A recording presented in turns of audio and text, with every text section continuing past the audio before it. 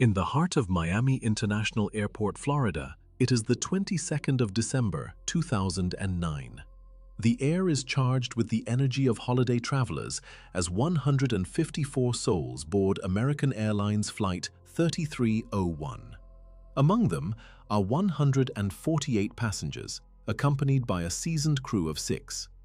They are about to embark on a journey aboard the Boeing 737-800, a marvel of modern aviation. This aircraft, a cornerstone of the next generation, traces its lineage back to the competitive skies of the 1990s. It was a response to the challenge posed by Airbus's A320. By 1997, the first flight of this model took to the skies, and it has since become the best-selling variant in the new generation lineup. Boeing's innovation allowed airlines to make air travel more efficient and accessible, accommodating up to 189 passengers in a single-class configuration. This was achieved while significantly reducing fuel consumption per seat compared to its predecessor, the Boeing 737-400 from the Classic series. At this point in its service, this particular aircraft has completed over 10,400 flights and landings, amassing more than 24,600 flight hours. Today, it is tasked with connecting Miami to Kingston, Jamaica. As ground crews load the luggage, the cockpit is a hive of activity. The pilots conduct their pre-flight checks with precision. Captain Brian Call, a 49-year-old with an impressive 11,000 flight hours, occupies the left seat. A veteran of the skies, he has also served as an instructor and examiner, imparting the subtleties of flying to others. Beside him, in the right seat, is 40-year-old First Officer Danny Aberlingsley. With 6,000 flight hours, 5,000 of which are on the Boeing 737, he complements the captain's expertise. This team, with their shared history, communicates with an unspoken understanding. Yet, it is precisely this impeccable record that aviation psychologists warn can breed a false sense of security. The pilots have landed in Kingston countless times. They know each taxiway turn and every nuance of Norman Manley airpros, an equation where experience becomes a variable of risk and confidence a potential snare. The flight preparation hits its first snag with a delay at the gate. A passenger fails to appear for boarding, necessitating the removal of their luggage from the aircraft, a mandatory security measure. Finally, with pre-flight checks complete, the crew receives clearance to taxi. The plane begins its journey to the runway, everything appearing routine. Suddenly, the calm in the cockpit is shattered by an alert, a malfunction in the temperature control system.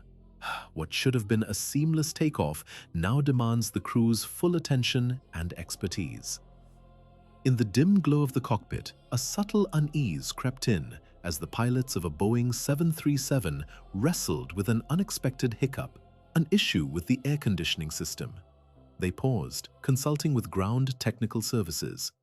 With deft precision, they navigated the intricacies of the minimum equipment list, a critical document detailing the essential equipment necessary for flight continuation until full repairs could be made. The problem was logged, and the aircraft resumed its taxiing, but the clock was ticking. These seemingly minor delays were beginning to erode their precious time buffer. Back on solid ground, a decision had been made that would echo through the remainder of their flight. During the pre-flight briefing, the crew learned that their primary alternate airport, Montego Bay, was scheduled for closure due to maintenance precisely at 10 p.m., the exact time they were expected to arrive. This left them with no choice but to consider a more distant alternate, the Cayman Islands. To accommodate this detour, additional fuel was loaded, pushing the Boeing's weight perilously close to its critical limit. As they prepared for takeoff, the aircraft's estimated landing weight stood at a hefty 143,654 pounds, just 346 pounds shy of the maximum allowable limit of 144,000 pounds. Translated into metric, The maximum landing weight allowed was 65,317 kilograms, with an estimated landing weight of 65,160 kilograms, a mere 157 kilograms under the threshold. In aviation terms, this was a heavy aircraft. A heavy aircraft on a wet runway spells potential disaster, as increased mass demands higher touchdown speeds and greater braking force. Every extra ton of fuel on board that evening translated into additional meters of runway required for stopping, a luxury they might not possess. At 20 minutes past 10, the aircraft received clearance for takeoff from Miami. The engines roared to life, thrusting the plane into the night sky, bound for Jamaica. The flight initially proceeded smoothly, but the Caribbean skies harbored their own challenges. As the aircraft soared over Cuba, it encountered a formidable zone of convective activity. The plane was buffeted by turbulence, forcing the cabin crew to halt service repeatedly, struggling to secure trolleys as the aircraft dipped and swayed through air pockets. In the midst of this turbulence, a notification arrived via the ACARS system, a stark confirmation that their primary alternate, Montego Bay, was officially closed. The pilots now faced the daunting reality of navigating the stormy skies with no immediate alternate in reach. Their training and experience would be tested to the limits. Each decision, each calculation carried weighty consequences as they pressed on through the night, the fate of all aboard resting in their capable hands. In the cockpit, the psychological tension mounts swiftly. The crew is faced with a daunting choice, one that could define the course of their journey. They must either land successfully in Kingston on their first attempt or prepare for a prolonged and arduous flight to the Cayman Islands with a cabin full of weary passengers. The pilots engage in a rapid-fire discussion, weighing their options against the ticking clock. Should the weather in Kingston deteriorate further, they resolve to make a single landing attempt. Failure would mean diverting immediately to the alternate destination. Yet, the thought of a long haul to the Caymans fills the crew with trepidation. Their minds are set on one goal: landing on the first try. This is a textbook case of tunnel vision, where the fixation on reaching the destination eclipses a balanced assessment of potential risks. As the Boeing begins its descent, the cockpit is hammered by torrential rain. The roar of the deluge grows so intense that the pilots must raise their voices to communicate. The Kingston airport is both unique and treacherous, perched precariously on the narrow Palisado Strip. The pilots have two runway options, each fraught with its own dangers that evening. Runway 12 is equipped with the Instrument Landing System, a radio beacon that crafts an invisible glide path, guiding the aircraft precisely in both course and altitude, even through clouds. However, there's a catch. A tailwind of 14 knots blows across runway 12. In contrast, runway 30 offers a perfect headwind, ideal for landing, but lacks precise navigational instruments. Approaching runway 30 would require visual maneuvering in darkness over mountains amidst the pouring rain. Captain Cole, grasping the lethal risk of a visual approach without precise landing aids in such weather, opts to land on runway 12 despite the tailwind. He activates the heads-up display, a sophisticated device projecting flight data onto a transparent screen before his eyes. Yet, this system introduces its own complication. In Kingston, the ILS localizer is offset by 3 degrees from the runway's centerline.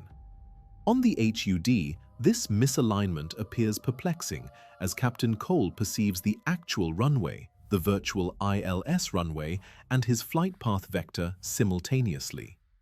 This layering of data, compounded by fatigue, leads to cognitive overload. The situation is further exacerbated by the black hole effect. The airport's approach lighting system is officially out of order. Moreover, due to a power failure in the city grid, the airport operates on backup generators, leaving peripheral lighting dim and barely discernible. Beyond the cockpit windows lies a wall of water, stripping away any visual references.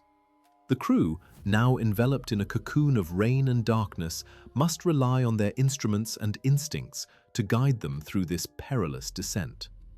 A Boeing 737 skims over the edge of the runway, a mere 70 feet above the ground. This translates to 21 meters, yet by global aviation standards, the descent should have been precisely at 50 feet. Those additional 20 feet, akin to the height of a two-story building, transform into a perilous miscalculation at a velocity of 160 knots, morphing into a potential death sentence for braking distance. Commander Cole, tasked with the precise landing of this massive machine, inexplicably begins the leveling maneuver too high. The aircraft then enters a phase known as float, an aerial limbo. At such a low altitude, the ground effect kicks in. The plane's wings compress the air between themselves and the runway, creating a cushion of air, a deceptive airbag of sorts. When the aircraft is heavy and the wind pushes from behind, this cushion becomes unusually stable. The Boeing 737 resists landing, suspended in a tantalizing hover for an agonizing 10 seconds. In a bid to soften the landing, Commander Cole pulls the control column towards him twice, inadvertently extending the aircraft's time aloft. Eventually, the landing gear touches the runway, but not before overshooting the threshold by 1,250 meters. Nearly half of the 2,700-meter runway is already behind them. With 65 tons of aircraft on a rain-soaked runway and a tailwind, the remaining 1,460 meters are catastrophically insufficient for a safe stop. As soon as the wheels make contact, automatic spoilers deploy and thrust reversers engage. But the pilots feel no familiar deceleration jolt. Instead, the aircraft glides as if on ice. This was hydroplaning. Torrential rain had transformed the runway into a slick, waterlogged surface. Tires, traveling at high speed, lose contact with the tarmac, rising on a thin film of water where friction plummets to nearly zero. Commander Cole and First Officer Daniel Billingsley press the brake pedals with all their might, extracting every ounce of stopping power. Yet, their efforts are futile. At 115 kilometers per hour, the Boeing careens off the runway, smashing through a fence, soaring over a road 4 meters below the airport level, and crashing onto the rocky shoreline. The fuselage shatters into 3 pieces. The right engine is torn away, landing gear ripped from its moorings. The nose buries itself in sand, mere meters from the edge of the Caribbean Sea. In the encroaching darkness, the voice of Commander Cole breaks through the chaos, announcing an evacuation. The situation is dire. Fuel spills from the ruptured tanks of the right wing onto the sand, a spark away from igniting a deadly blaze. Flight attendants confront pandemonium as the floor near the cockpit buckles, jamming the door. Amidst this unfolding disaster, the crew and passengers face a race against time, as survival hinges on swift action and sheer luck. In the heart of such chaos, the fragile line between disaster and deliverance is drawn with every passing second. The pilot had to escape through removable panels. The front left door was damaged, and one of the emergency slides failed to inflate. Amidst the chaos, flight attendants used a megaphone to drown out the relentless downpour and reassure 148 anxious passengers. Miraculously, despite the devastation, all 154 individuals on board managed to evacuate. 14 people sustained serious injuries, yet, astonishingly, there were no fatalities. Investigators from the Jamaican Civil Aviation Authority and the American National Transportation Safety Board embarked on a meticulous inquiry. At first glance, pilot error seemed to be the obvious culprit. However, seasoned experts know to dig deeper. Utilizing the advanced grip tester GT289 from Barbados, they conducted a series of precise measurements. It was revealed that the landing area of runway 12 had become polished over time. The rubber from countless tires had clogged the surface pores, rendering it dangerously slick when wet. Additionally, the grace test confirmed that the runway's microtexture failed to meet safety standards for heavy rain conditions. A pivotal revelation was the absence of a landing distance assessment. This critical aviation procedure involves calculating the distance required for a safe aircraft stop under specific conditions. Prior to landing, pilots must determine if the runway length suffices based on real-time data. Yet, in 2009, American Airlines did not mandate this calculation if the runway exceeded 8,000 feet. Pilots assumed that 2,700 meters of concrete would forgive any errors, but physics proved otherwise. The crash of Flight 331 exemplifies the Swiss cheese model of accident causation. For a disaster to occur, holes in all layers of defense must align. Let's examine this further. The first hole was operational. The decision to take on maximum fuel pushed the landing weight to its limits. The second hole was informational. Controllers reported the runway as merely wet, omitting the presence of standing water, despite meteorological data indicating heavy rainfall. The third hole involved equipment. The captain admitted that the windshield display in approach mode overloaded him with unnecessary symbols, distracting from the actual runway conditions. Finally, the fourth hole was psychological. Fatigue after an 11-hour shift dulled their alertness. The pilots lost situational awareness. They realized they were overshooting the touchdown point but failed to abort the landing. Now, you might wonder, why didn't they attempt to go around? In aviation, executing a go-around is not a sign of failure. It is the epitome of professionalism. The crew of American Airlines Flight 3301 found themselves ensnared by the very fabric of their extensive experience. Over the years, they had navigated countless challenges with precision, their confidence growing with each triumph. Yet, it was this very confidence that became their undoing, a blind spot that obscured the possibility of failure until the moment it was too late. The investigation into the crash revealed a complex tapestry of psychological factors, an intricate web that gradually stripped the pilots of their command over the situation. First among these was fatigue and the perilous tunnel vision it induces. For over 14 hours, the crew had been in the air, having completed 3 arduous flights. Their bodies, craving rest, began to betray them. In this state, the brain's functionality shifts, decisions become impulsive, risk assessment falters, and focus narrows to a single objective. They fixated on landing, oblivious to the dangers that loomed on the periphery. Then there was the trap of past success. Both pilots were seasoned professionals, veterans of the skies. Landing in Kingston amidst rain was, to them, nothing more than routine, a day at the office. But this very assurance turned treacherous. As conditions deteriorated, they neglected to recalibrate their landing parameters. Trusting their honed instincts, they presumed everything would unfold as it always had. A breakdown in teamwork compounded these errors, a complete collapse of crew resource management. The co-pilot, in his deference to the captain, regarded him as the consummate expert. This profound trust morphed into a psychological barricade. Despite realizing the aircraft was too high and lingering over the runway, the co-pilot hesitated to voice his concerns or suggest a go-around.